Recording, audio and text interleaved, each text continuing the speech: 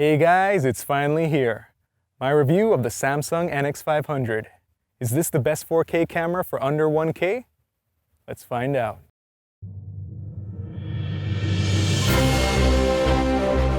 Okay, I can think of several reasons why you'd be watching this video right now. A, you're a dedicated subscriber, just checking out what's my latest upload, all 400,000 of you.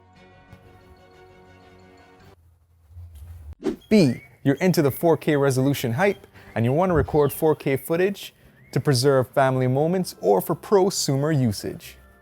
You're willing to invest in decent quality, but you're not willing to spend thousands on professional video equipment. Or C, you're a pro who's already invested thousands on a main camera, but you're looking for a cheaper B-roll camera to complement your current video equipment. I'll make this clear now. I am not a professional filmmaker in any sense, and the reason why I got the Samsung NX500 is to produce YouTube videos that I would shoot in 4K and downscale and render at 1080p. Because rendering and uploading 4K content is Also, I needed a camera that would take nice photos because my wife likes taking pictures. It's with this perspective that I'll give you my honest opinion on this camera. I'll give you the good, the bad, all while comparing it to the 4K competition under 1K.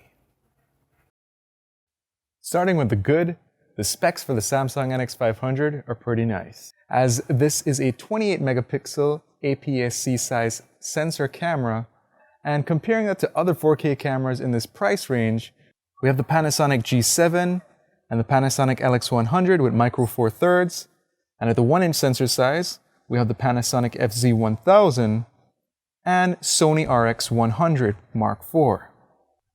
Usually, the larger your image size sensor is, the better image quality you can get out of your camera, better dynamic range, and low light performance. Another factor in video quality is the bitrate that videos can be recorded at.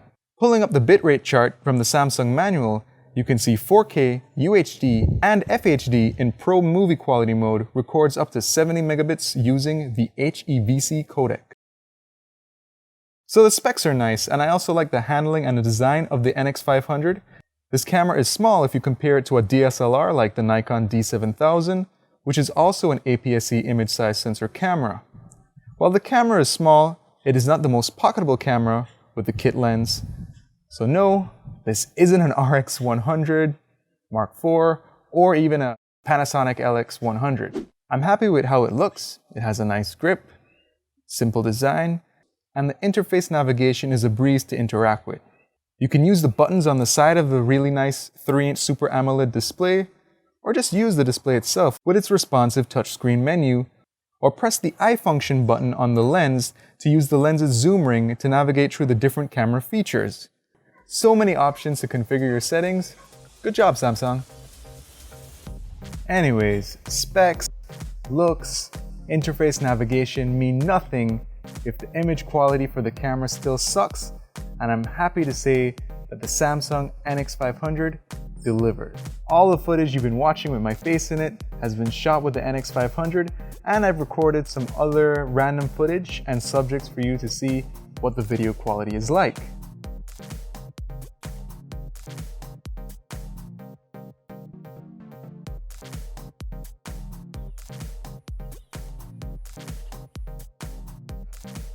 I am pleased with the autofocus capabilities of this camera when the lighting is good, and for the most part it keeps the subject I want to highlight in focus. Also, there are a few methods of autofocusing your subject with the camera which are nice to test out. The camera can take great pictures as well, and with almost 30 megapixels, you can either have some nice big prints, or you can enlarge and crop your image and still retain some nice detail. Anyways, I'm not the best at taking pictures, but these are all JPEGs, so you could get better images from shooting RAW. I also want to make clear that every picture and video taken from the Samsung NX500 in this review is ungraded and only using the built-in auto white balance. I want you to see the quality that the Samsung NX500 can provide without color grading influencing your interpretation. Plus, I'm not that good with color correction. Speaking of color grading, This leads me into some of the negatives of this camera. The NX500 doesn't have a video log profile that would assist with color correction like some of the other 4K competition, such as the Sony RX100 Mark IV that has S-Log 2. The RX100 is only a 1-inch sensor, but you're getting a near full sensor readout for video recording with great video quality, while other 4K cameras have a cropped image while shooting in 4K, and the Samsung NX500 has the largest crop factor of them all. So if you're recording vlogs, you can see in this shot that it's very close to my face in 4K. The NX500 doesn't have image stabilization built into the camera body, so I depended on the optic image stabilization in the kit lens, and I'm not sure if it supports up to 4K. I couldn't find that out in the manuals. But if you're going to use this camera and you're going to shoot vlogs, if you want a smoother and wider angle, it's best to record at 1080p. Warning, Samsung NX500 video quality cannot improve a douchey smile. The crop factor does come in handy if you plan on recording product reviews and wildlife filming. Just make sure to press the custom button to get a video preview mode so you can properly line up your scene before filming. The camera supports focus peaking for manual focusing, but that is limited to stills and up to 1080p recording. The built-in mic for the NX500 is okay for indoor usage, but for better audio quality, you're stuck using an external mic because there's no mic input, like say a Panasonic G7. I use the Tascam DR05 for my audio fix, but some people might find syncing audio in post hassling. People might also find converting footage from H.265, the HEVC coded the NX500 natively records footage with, to H.264 to be very time consuming. I currently have to do this because popular video editing tools such as Adobe Premiere Pro does not support the H.265 codec as of yet, and neither does YouTube, so I can't upload videos directly to YouTube either. Using the provided Samsung Movie Converter software, it took me about 6 minutes to convert a 1-minute clip from H.265 to H.264, and that's 6 minutes I could have used editing instead. When editing software supports H.265, the Samsung NX500 will be ahead of the curve, but by that time, there might be better H.265 cameras available anyways. While the AMOLED display is awesome, this camera does not have an electronic viewfinder, and I can tell you that filming in bright sunlight, I missed the viewfinder of my friend's Nikon D7000 because there were times I had no idea how the image would look. So if you're planning on buying this camera and using it outdoors, you should consider investing in a screen sun hood. Or you can be cheap and just use a towel or a piece of cloth that you have around the house, throw it over your head for that retro photographer look. Or just use a cap. For indoor filming, the lack of an EVF is not an issue, but the low light performance is. So you better invest in some nice lighting.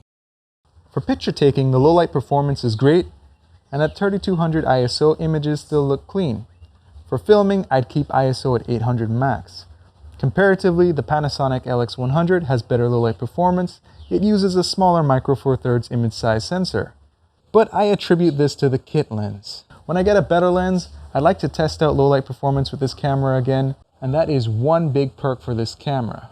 For under $1,000, the only other 4K camera that allows you to change lenses at the time of this review is the Panasonic G7. I could invest in any lens under $300 USD and still be within the 1K mark. This brings up another positive aspect of the NX500, and that's the price. I bought this camera for around $700 US a few months ago, and at the current Amazon price, it's $647 USD. That's cheaper than the Panasonic LX100, LZ1000, and G7. All of these cameras are cheaper than the Sony RX100 IV. That is a whopping $948. So is the Samsung NX500 the best 4K camera for under 1K? I can't say that it is. While I love the video quality, its lacking video features don't make it the best for filming. I'm satisfied with the Samsung NX500. I think it's great for my 4K recording needs and my wife's photography pastime. Honestly, there probably isn't a clear winner for the best 4K camera under 1K. It really depends on the limitations of the camera that you're willing to put up with, along with its features that you really like. In a later video, I'll be going over all the 4K cameras that I know of that are under 1K, including camcorders. No, I have not forgotten about those, to help you guys better decide which 4K camera is most suited for your needs. Anyways guys, if you like this video, please smash that like button and subscribe for more content to come. That's it for now. I'm out.